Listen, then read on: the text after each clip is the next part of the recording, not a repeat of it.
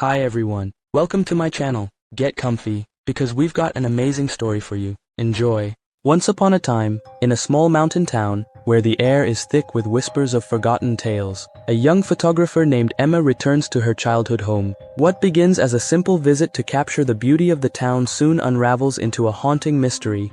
Emma stepped off the bus, her eyes adjusting to the warm, golden light of the late afternoon. The town looked exactly as she remembered, nestled in the mountains, with quaint houses lining the streets and the scent of pine in the air. It was peaceful, almost too peaceful, as if the town itself was holding its breath.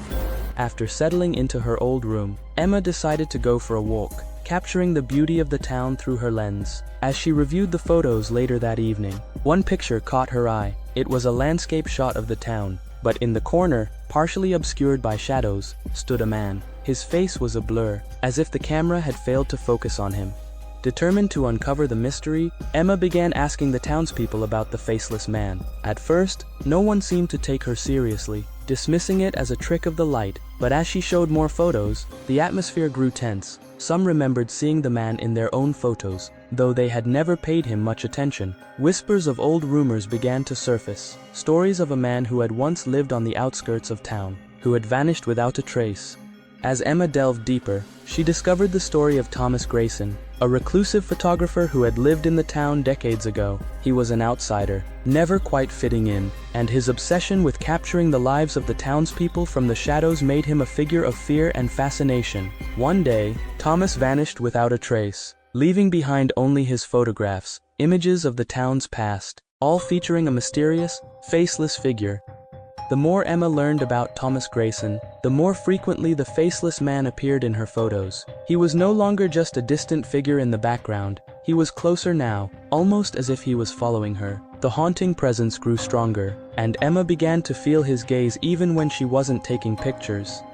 Emma's search for answers led her to an abandoned house on the outskirts of town, the place where Thomas Grayson had once lived. The house was a shell of its former self, crumbling and overgrown with ivy. Inside, the air was thick with dust, and the floors creaked underfoot. But it was in the attic that Emma found what she had been looking for, a room filled with Thomas's old photographs, each one more disturbing than the last.